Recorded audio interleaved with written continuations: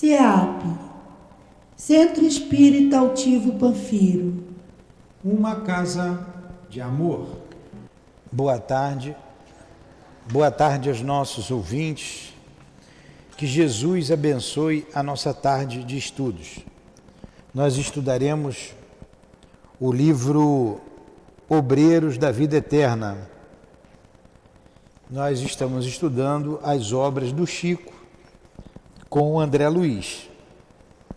Chico, o médium, o André Luiz, o espírito que escreveu a obra. A Adilane vai ler o Evangelho, vamos fazer a prece e iniciar os estudos.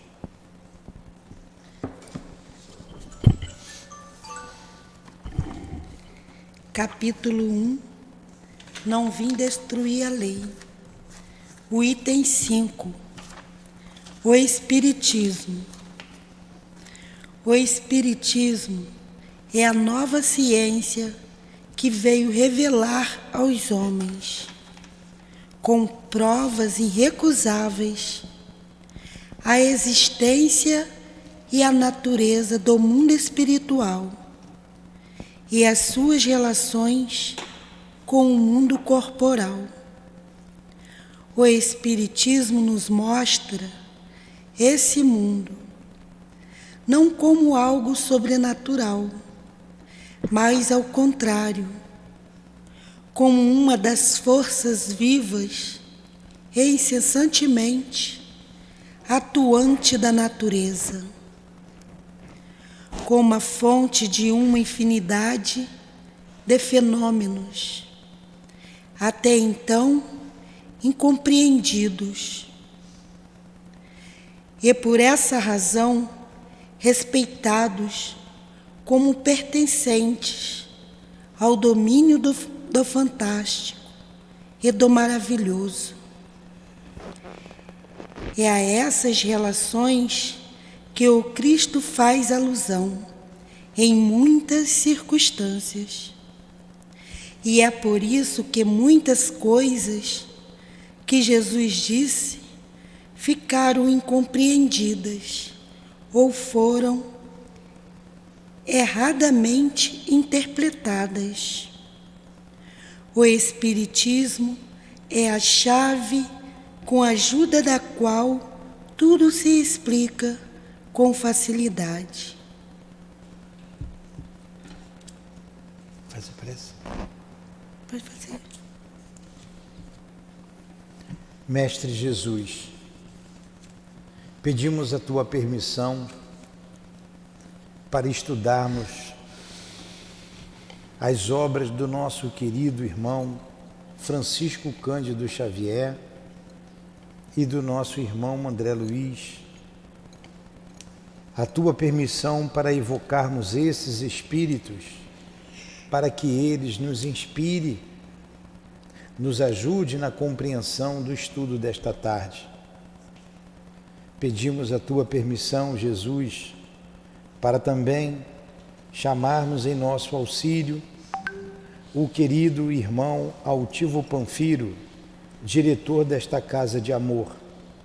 Ele, com a coluna de espíritos que dirige o CEAP, as nossas irmãs queridas, a minha amada e querida Lourdinha, em nome desses espíritos queridos, sempre em nome de Allan Kardec, o nosso mestre, em nome de Leon Denis, em nome do amor, do nosso amor, Lourdinha, do amor que vibra nesta casa de amor, em nome do teu amor, Jesus, e do amor de Deus acima de tudo, é que damos por iniciado os estudos da tarde de hoje. Que assim seja.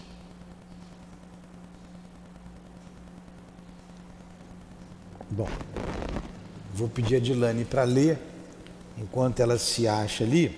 Está no capítulo do Sublime Visitante. No meu livro antigo, é página 46. É o capítulo 3. Está lá para trás.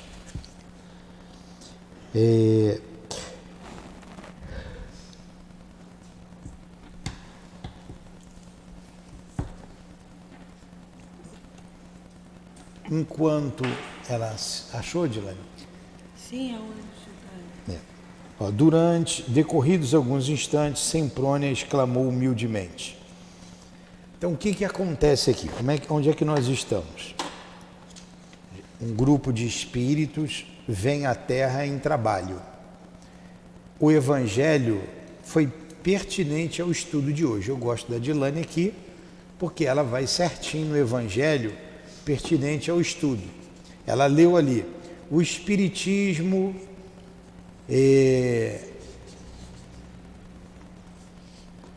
daqui. Capítulo 1, item 5, acho. 5. O Espiritismo é a nova ciência que veio revelar aos homens, com provas irrecusáveis, a existência e a natureza do mundo espiritual e as suas relações com o mundo carnal. Foi o que ela acabou de ler aqui, com o mundo corporal.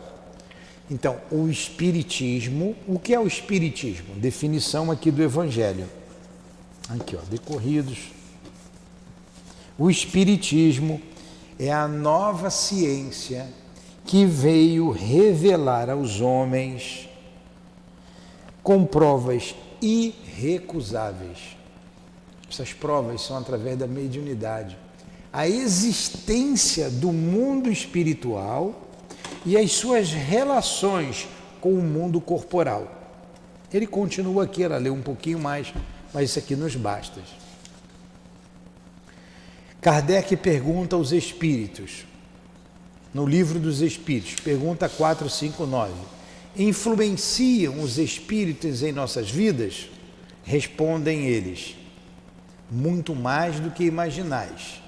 Frequentemente são eles que vos dirigem. E hoje a gente está estudando o mundo espiritual, a visão de lá para cá.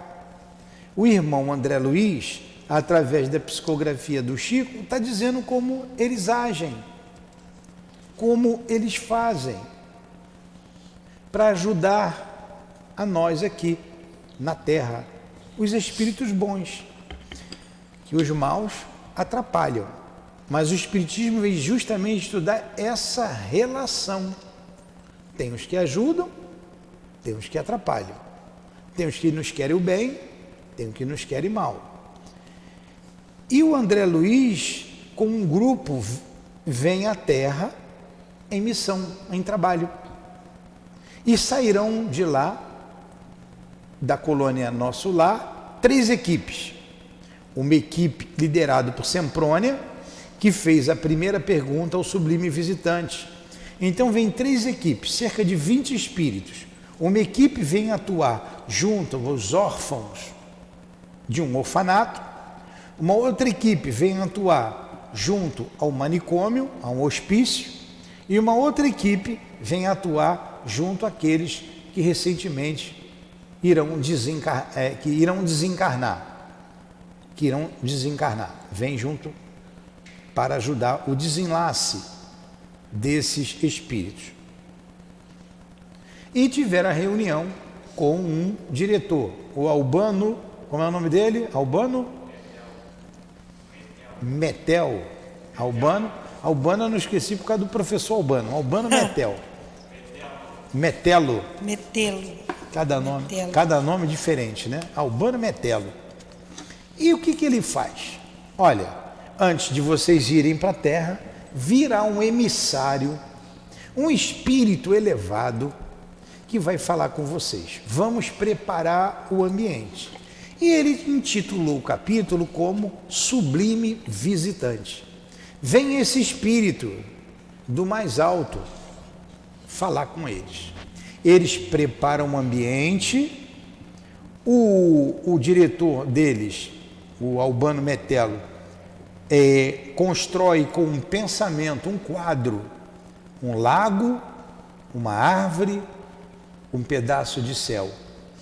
E os demais ficaram de colocar as folhas, as folhagens, as gramíneas, as flores, enfim. E o André Luiz narra esse quadro e ele fica ele chora de emoção quando vê a beleza do quadro. Pronto. E 2 espíritos seguram um de cada lado, bota a mão no quadro desenhado e dá vida ao quadro. O vento soa, balança as folhagens. O André Luiz lembra que ele colocou as gramíneas e as flores do seu tempo aqui no mundo material. Ele tem saudade da esposa, dos filhos, da casa dele. E o que nós concluímos nesse estudo? Nós concluímos e estudamos, primeiro, a força do pensamento. O pensamento é matéria. A gente constrói com o pensamento. A gente plasma. O pensamento, como diz Leon Denis, é criador. Por isso que a gente tem que mudar o pensamento para sair da tristeza. Viu, dona... Como é o nome dela? Dona Roseli. Para a gente sair da tristeza... Espera aí, dona Roseli, deixa ela te esperar ali um pouquinho. Se a gente não mudar o nosso pensamento, o que a Adriane está fazendo com a senhora? Mudar o pensamento. Nós somos o que pensamos. Se a senhora não mudar o pensamento, não sai do quadro de dor, do quadro de tristeza. Porque não somente os espíritos desencarnados, mas nós também somos espíritos, só que encarnados. Também criamos. Criamos com o nosso pensamento. Eles criaram um quadro. Nós criamos aquilo que a gente quer. Pensamentos de ódio, cria ódio. Pensamentos de tristeza, de depressão, cria tristeza em torno da gente. E a gente acaba atraindo esses espíritos tristes, ou do ódio, ou da vingança, ou do amor. O pensamento vai atrair. Entendeu? E por isso que nós estudamos aqui o Evangelho, essas obras, para mudar a nossa maneira de pensar, mudar a nossa maneira de sentir, assim mudando a nossa maneira de ser. Eles criaram um quadro bonito, um belo quadro, para vir aquele visitante e ali ele se sentir bem. Se fosse um quadro de dor, de tristeza, de feiura, o espírito ia se sentir mal. Não ia ficar bem ali. Entendeu? Por isso estamos aqui estudando. Nós estudamos para entender, compreender o que nós somos, o mundo espiritual, e nesse estudo aqui, essa relação do homem encarnado com os espíritos desencarnados, já que eles influem diretamente em nossas vidas, frequentemente. A senhora está aí com espíritos que acompanham a senhora. A senhora vai para a sua casa, tem espíritos na casa da senhora. Mas não é só da senhora não, da Dilane, da minha, da Ilaene, do Ângelo, da Conceição, de todo mundo. Pode ir lá. Mudar o pensamento, hein? Muito bem. E esse espírito veio, então. Ele veio e a dona aqui fez uma pergunta para ele. A dona, eu ia falar dona fulana, o nome dela é Semprônia. E ele respondeu como? Ele deu uma resposta do Evangelho de Jesus. E ela disse: compreendo, venerável amigo. Lembra que ela fez uma pergunta grande, perguntando o que dizer para as mães trabalhadoras que já estavam lá há muito tempo, eram criticadas, sofriam críticas, e ele respondeu com o Evangelho dizendo, o Evangelho de Mateus, que dizia assim: eu, porém, vos digo, amai os vossos inimigos, bendizei os que vos maldizem, fazei o bem aos que vos odeiam, e orai pelos que vos perseguem e caluniam. E agora, Semprônia respondeu isso. E ela disse: compreendo. Vai, Adilane. O emissário, sem qualquer afetação, dos que ensinam por amor próprio, comentou: os adversários, quando bem compreendidos e recebidos cristamente, constituem precioso auxílio em nossa jornada para a união divina. A síntese verbal condensava explicações que somente seriam razoáveis em compactos discursos. A meu ver, não obstante a beleza e edificação do ensino recolhido, o método não recomendava relógio essa hora. Não recomendava extensão de perguntas de nosso lado. Mas o irmão Raimundo, do grupo socorrista dedicado a assistências aos loucos, tomou a iniciativa e interrogou. Ponto, só um instante. Então, o que o Espírito respondeu com o Evangelho, não tinha nem mais o que discutir. O poder de síntese que Jesus tem. E foi a resposta que a Semprônia, a que chefiava o grupo que vinha em auxílio aos órfãos, ela fez uma pergunta enorme, ele respondeu com um trechinho do Evangelho de Mateus, e não tinha como discutir mais nada. Agora o outro espírito encarregado do grupo dos loucos, que vem visitar os loucos, grupo dos loucos não, eles vêm ao manicômio auxiliar os loucos, ele é que vai perguntar agora. O que ele pergunta? Tolerante amigo, que fazer antes as dificuldades que me defrontam nos serviços marginais da tarefa? Entenderam a pergunta? Entenderam a pergunta? Achou, Carlos? Vamos lá, de novo. Tolerante amigo. Que fazer ante as dificuldades que me defrontam nos serviços marginais da tarefa? O que eu vou fazer nesse serviço, à margem dessa tarefa? Continua.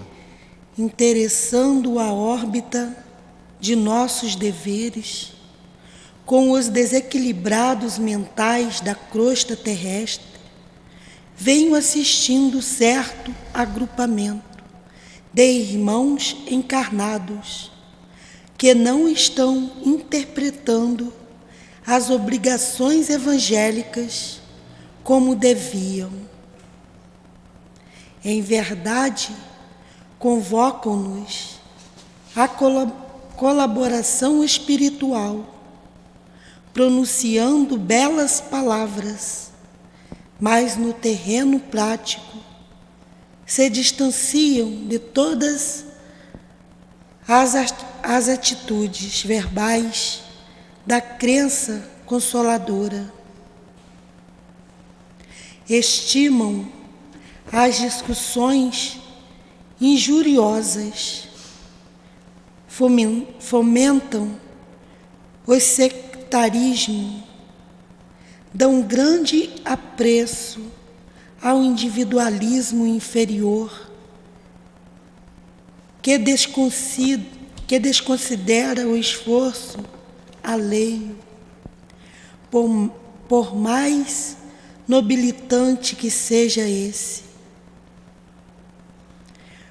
Quase sempre entregam-se a rixas infindáveis e gastam o tempo estudando meios de fazerem valer as limitações que lhes são próprias. O que ela leu até agora? Ele vai continuar com a pergunta, ele está fazendo a pergunta. Primeiro ele continua assim, ó, tolerante amigo, Que fazer ante as dificuldades que me defrontam nos serviços marginais à tarefa? O que significa isso? A margem da tarefa. Eu venho para uma tarefa, mas eu tenho dificuldades fora dessa tarefa. Que dificuldades são essas? Ele está dizendo. É com grupos de trabalhadores que conhecem a doutrina, mas discutem. Travam rixas entre eles, discussões infindáveis. Sectarismo. O que é sectarismo? Ele falou aqui uma frase, ó. Estimam discussões injuriosas. Ele vem assistir. Fomentam o sectarismo. Ele vem em meio a esse grupo. Sectarismo é o que separa, em vez de unir. Leia ele ali de novo. Hã? Leia de novo. Ó, eu vou ler tudo aqui Ele de novo faz uma pergunta para vocês entenderem. e faz o comentário. Ele está fazendo a pergunta em cima disso, ó. Tolerante amigo, ele pergunta lá para o espírito que veio. Que fazer ante as dificuldades que me defrontam nos serviços marginais à tarefa? Quer dizer, a margem da tarefa. Interessando a órbita de nossos deveres, ele vai continua comentar. falando, ele continua na tarefa, ele continua na pergunta. Por quê? O que é marginal? Ele está explicando aqui, ó. Interessando a órbita De está nossos em órbita. deveres. Órbita é girar em torno.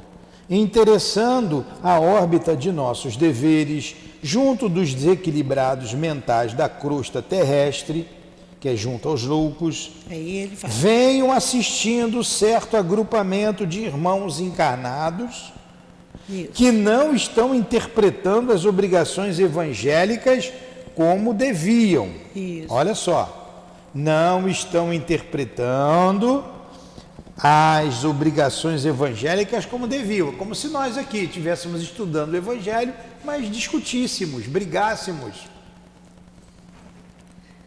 Não estão falando. Em verdade, como devia. convocam-nos à colaboração espiritual, pronunciando belas palavras. Chamam os espíritos benfeitores, chamam os espíritos elevados, mas no terreno prático se distanciam de todas as atitudes verbais da crença consoladora. Falavam bonito, mas não botavam em prática. Estimam as discussões injuriosas, fomentam o sectarismo, quer dizer, a separação, dão grande apreço ao individualismo inferior, que desconsidera o esforço alheio, por mais nobilitante que esse seja. Quase sempre entregam-se a rixas infindáveis e gastam tempo estudando meios de fazer valer as limitações que lhes são próprias. Quer dizer, quer impor o seu ponto de vista. É limitado, mesmo assim quer impor. Por mais que lhes ensinemos a humildade, recorrendo não a nós, mas ao exemplo eterno do Cristo, mas se arvoram em críticos impiedosos, não apenas uns dos outros, e sim de setores e situações, pessoas e coisas que lhes não dizem respeito, incentivando a malícia e a discórdia, o ciúme e o desleixo espiritual. Que grupinho danado esse, né? São os grupos encarnados. Grupo encarnado. Grupo Que tá encarnado. falando aqui. E um grupo cristão. Ele não está dizendo que é espírita, não. Um grupo cristão. Cristão. No entanto, olha que ele diz aqui, reúne-se metodicamente e nos chamam à cooperação dos seus trabalhos. Então é um grupo espírita. Apesar de tudo isso, eles se reúnem e chamam os espíritos em auxílio. Mas não colocam em prática aquilo que eles aprendem. Discutem, brigam, reclamam de tudo, falam mal da vida alheia. Trazendo isso para nós é a mesma coisa. A pessoa está dando aula, está falando aqui do Evangelho E não pratica. E não praticar. É isso que ele está dizendo. No entanto, reúnem-se metodicamente e nos chamam à cooperação em seus trabalhos. Que fazer, todavia? Isso aqui que é o trabalho marginal, entendeu? O problema marginal é esse grupo que não sintoniza com eles. Então, o que fazer? todavia, respeitado orientador, para que os maiores perturbações não se estabeleçam? Ele perguntou: o que eu vou fazer? Tem o trabalho lá dos loucos. O grupo que está lá discute, reclama, separações, rixas infindáveis, mas mesmo assim se reúne e chamam a gente. O que eu vou fazer? Entenderam agora? Entendeu o que é o problema marginal? É esse. Aí vai responder. Vai lá, Dilânia. O mensageiro esperou que o consulente se desse por satisfeito em suas indagações e, em seguida, muito calmo, repetiu a operação anterior. E tivemos ante os olhos outro pergaminho com a inscrição do versículo 11 do capítulo 6 da primeira epístola do apóstolo Paulo a Timóteo. Então, depois de toda essa colocação do Espírito,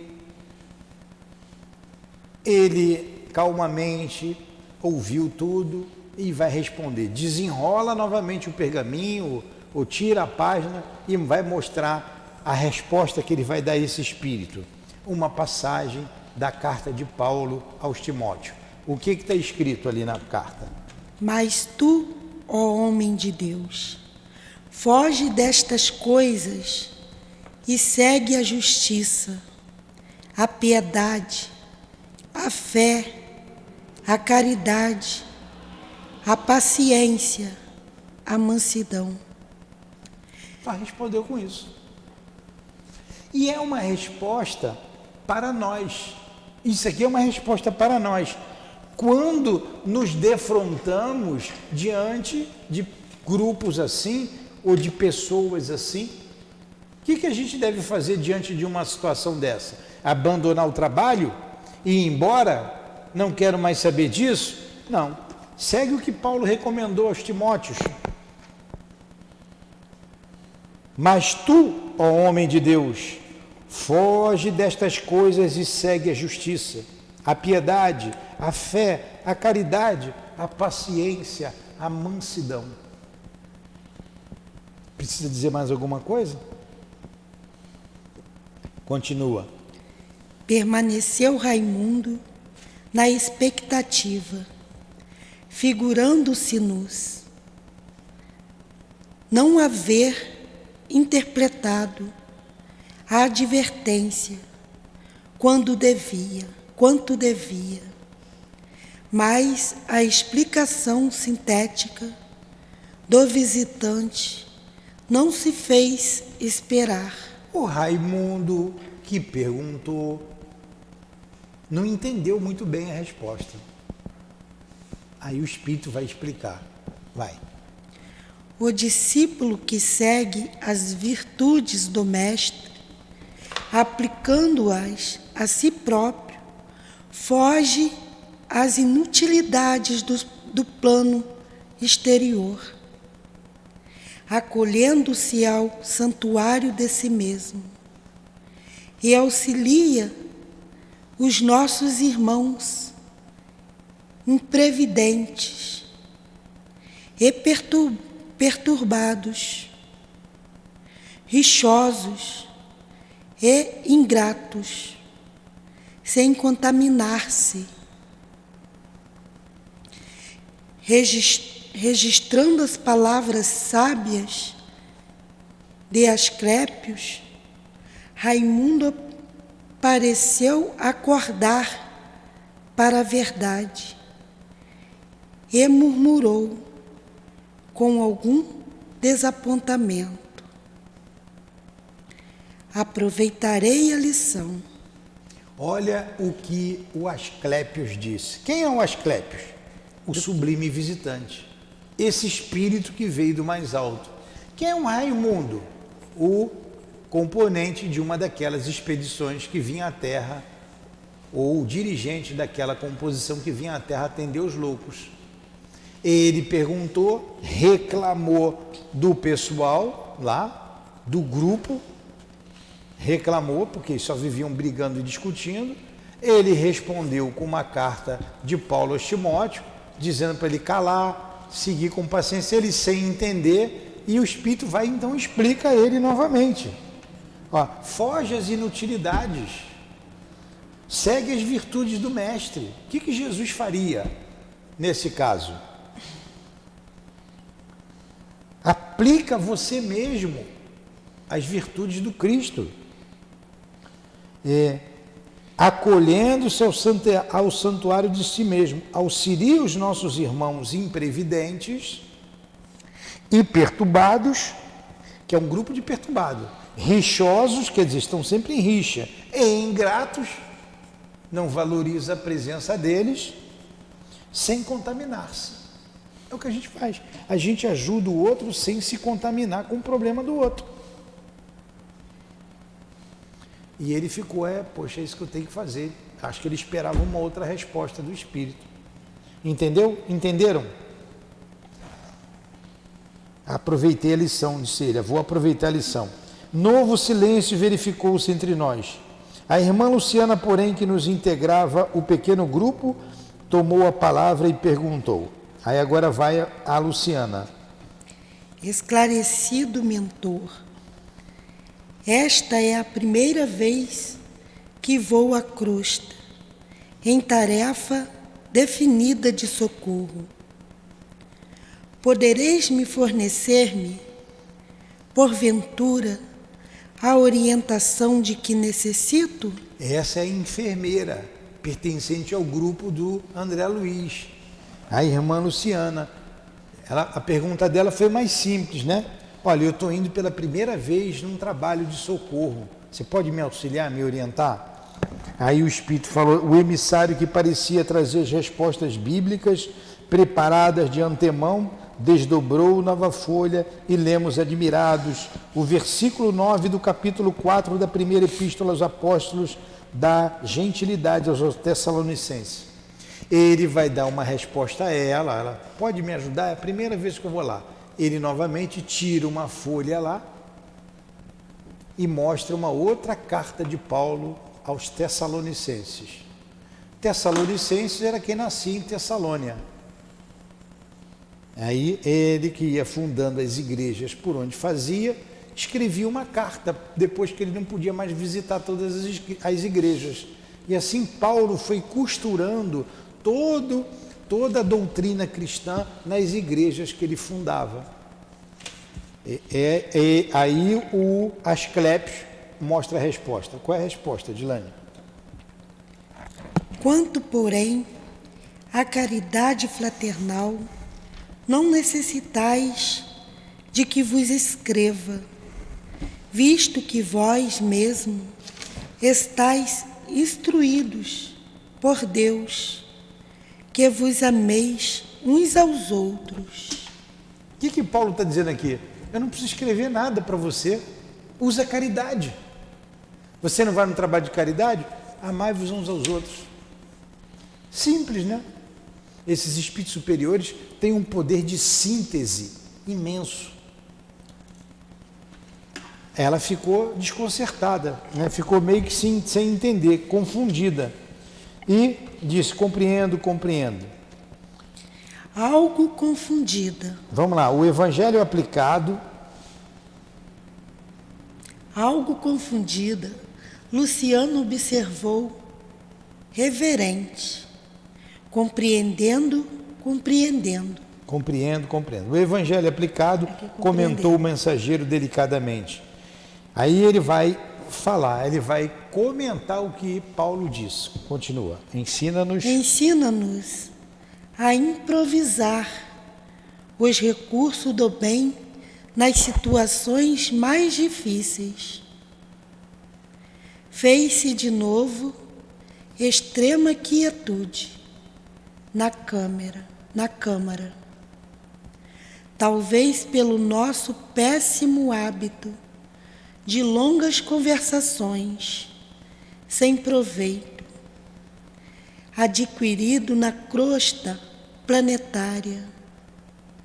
Não encontrávamos grande encanto naquelas respostas francas e diretas, sem qualquer lisonja ao nosso personalismo dominante.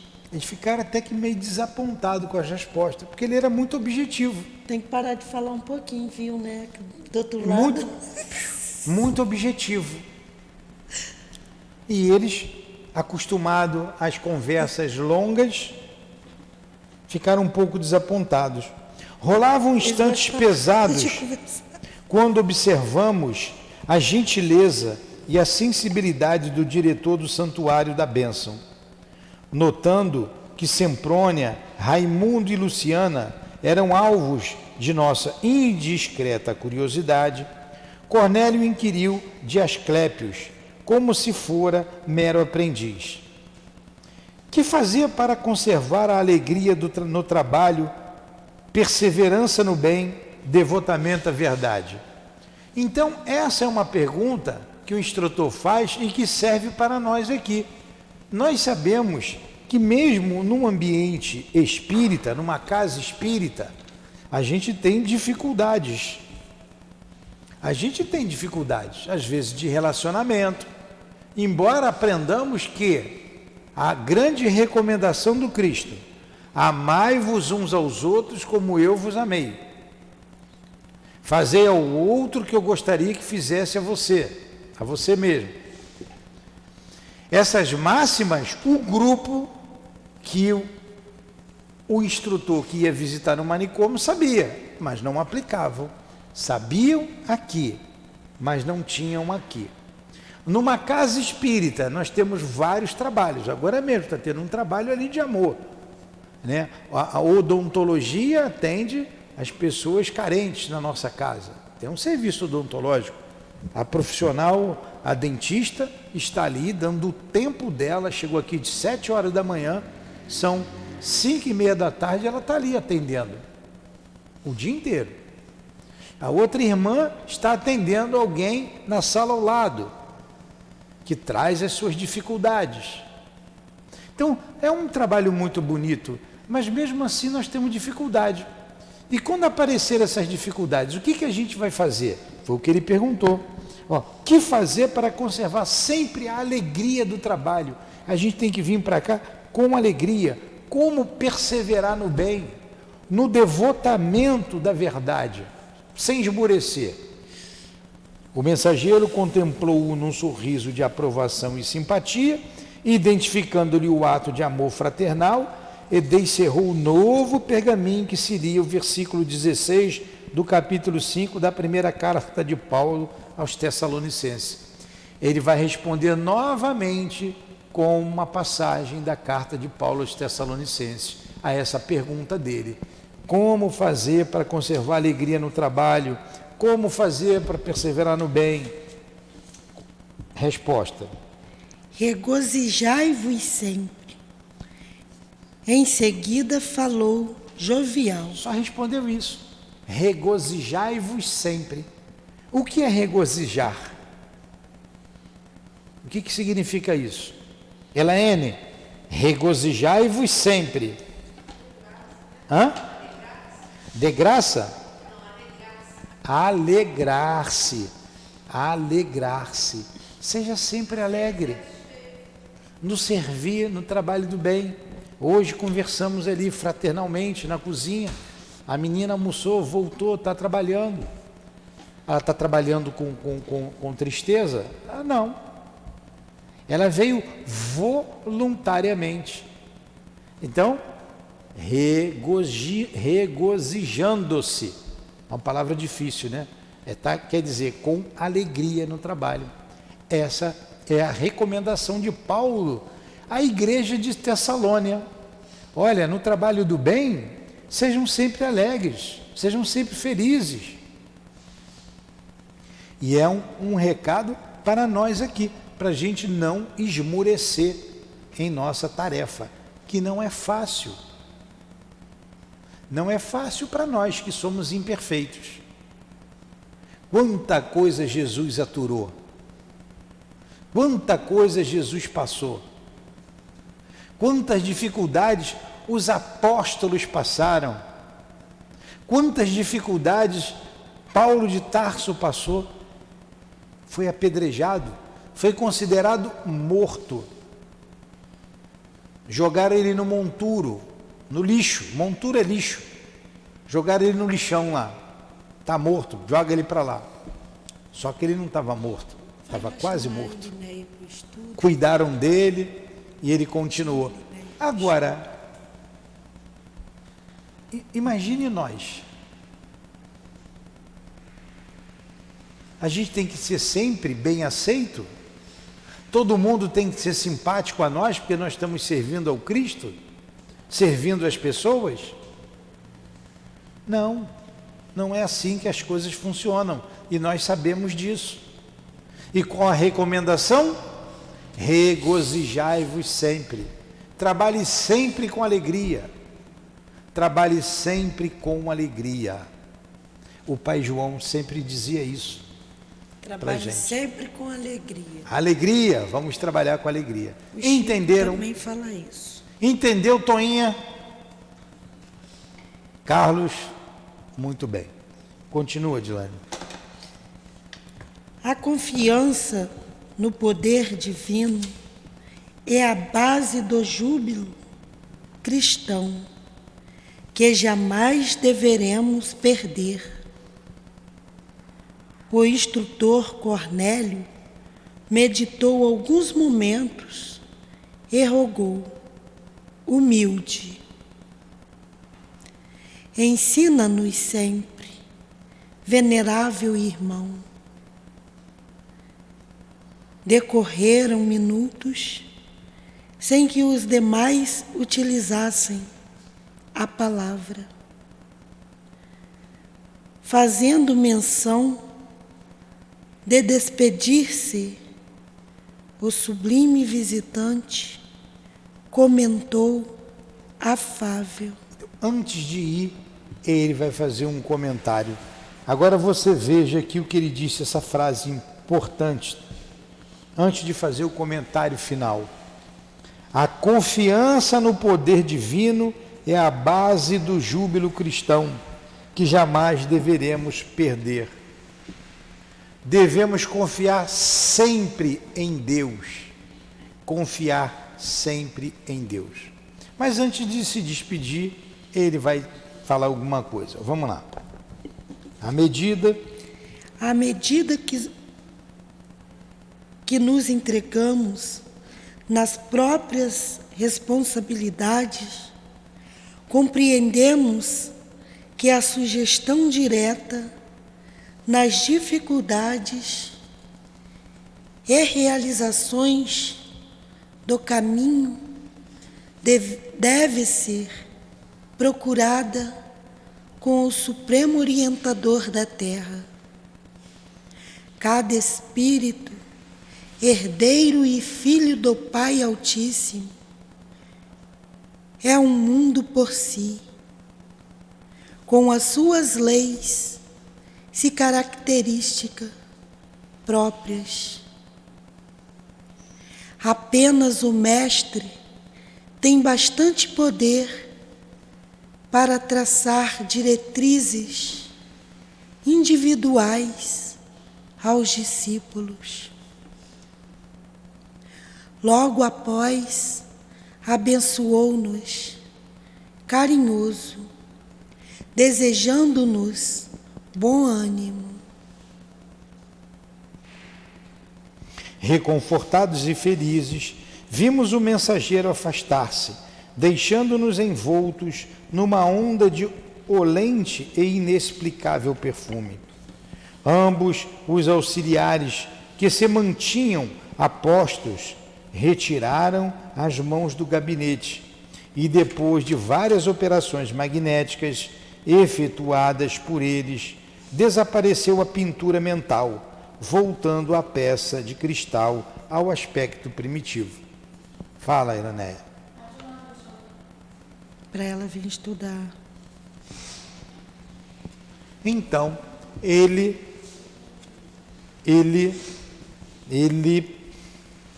se despediu. É para você estudar, neném. Ele se despediu.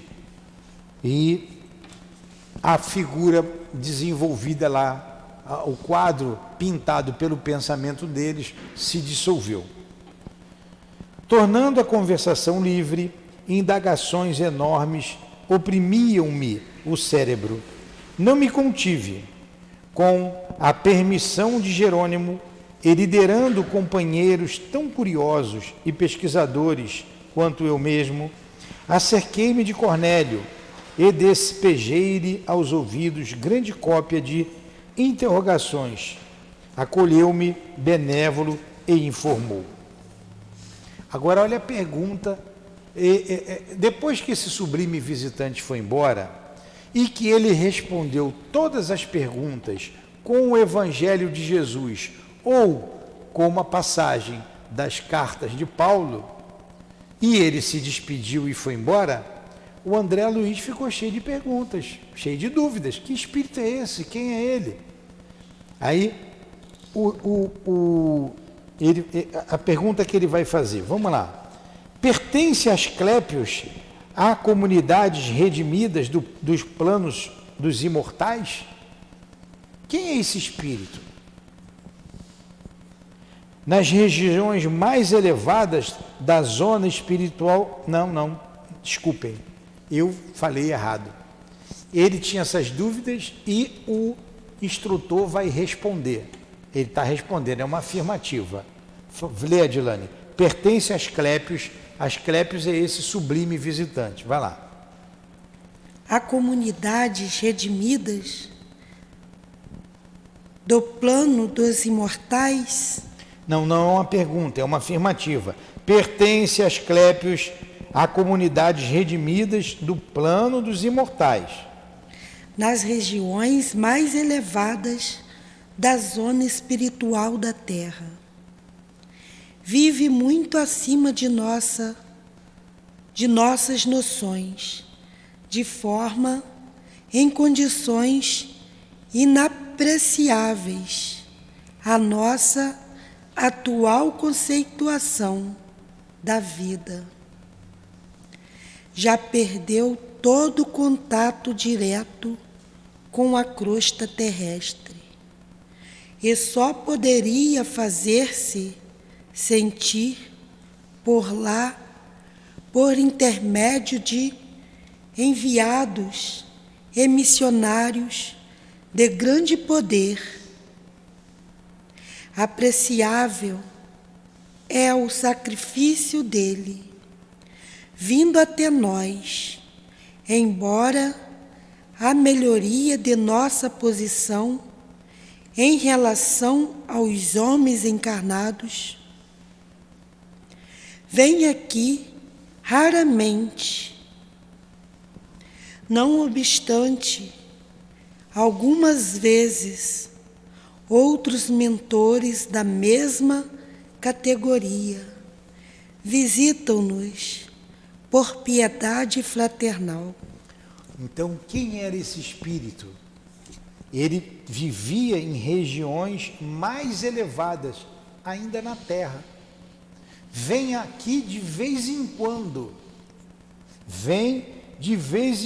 Mais elevada raramente. do que a Terra. Hã? Mais elevada do que a Terra. Na Terra, ele vive em regiões mais elevadas do que na zona espiritual da Terra. É na Terra. Ele, nessa zona aqui, em torno da gente, ele está numa região mais elevada. Vamos entender melhor isso quando ele pergunta: não poderíamos, por nossa vez, demandar ao plano de Asclépios, a fim de conhecer-lhe a grandeza e sublimidade? Perguntei. Eu não posso ir lá onde ele está? Ele é espírito, o André Luiz, para ver a grandiosidade, a sublimidade desse lugar? Ele responde: muitos companheiros nossos, assegurou-nos o instrutor, por merecimentos naturais no trabalho, alcançam admiráveis prêmios de viagens, não só a esferas superiores do planeta que nos serve de moradia, mas também aos círculos de outros mundos. Sim, quando em prêmio pode visitar esses lugares, pode visitar esse espírito. Eu vou dar o nome do meu neto de Asclépios. Ainda vou ter um neto que vai ser chamado Asclépios. Que nome diferente, né? Aí, sorriu atenciosamente. Não devemos esquecer, porém, que a maioria efetua semelhantes excursões somente na qualidade de viajores. Olha só, espíritos desencarnados vão lá na qualidade de viajores, não é para ficar lá, porque ele não tem condições de ficar nesses lugares. Em processo estimulante do esforço pessoal, à maneira de jovens estudantes de passagem rápida pelos institutos técnicos e administrativos das grandes nações. Raros são ainda os filhos do planeta em condições de representá-lo dignamente noutros orbes de círculos de vida do nosso sistema. Olha, raros são espíritos do nosso planeta que pode chegar junto da moradia desses espíritos, como Asclépios. Continua, Dilane. Não, pode ir, eu estou vendo outro. Não, continua esse pedacinho. Não me deixei. O livro daqui é diferente desse, eu me perco. Não me deixei impressionar e prossegui perguntando: Asclépios, todavia, não mais reencarnará na crosta? Olha só, Dilane, a resposta que você queria aí, ó. Asclépios, todavia, não mais reencarnará na crosta? É um espírito tão elevado que o André Luiz fez essa pergunta. E o que o instrutor respondeu? Ó, o instrutor gesticulou significativamente e esclareceu. Vai lá. Pode ir, senhor. Poderá reencarnar em missão de grande benemerência, se quiser, mas em intervalo de 5 a 8 séculos entre as encarnações. O espírito dessa categoria, dessa grandeza espiritual, reencarna na Terra em espaço de 500 a 800 anos. E se ele quiser? Ele vai vir em missão aqui, mas só vem se ele quiser. Não precisa mais reencarnar aqui na crosta.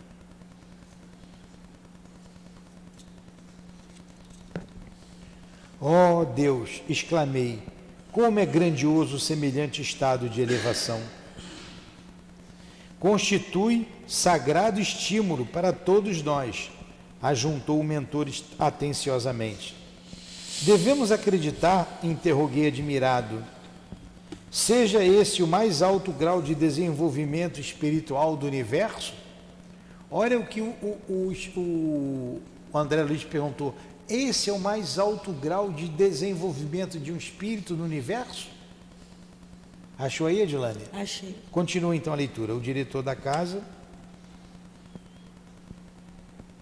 sorriu compassivo em face de minha ingenuidade. Ingenuidade, considerou. De modo algum. Não, de modo algum. Asclépios relaciona-se entre abnegados mentores da humanidade terrestre.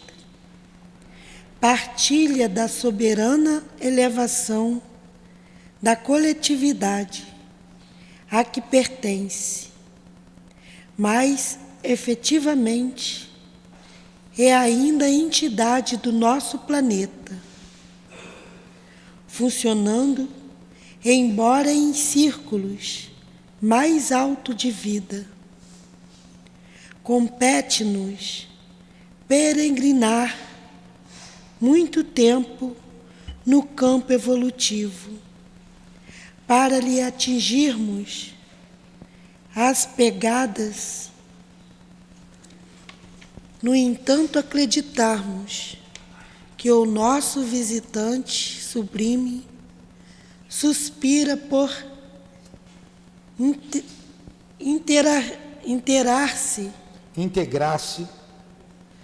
no quadro de representante do nosso orbe, junto às gloriosas comunidades que habitam Por exemplo, Júpiter e Saturno.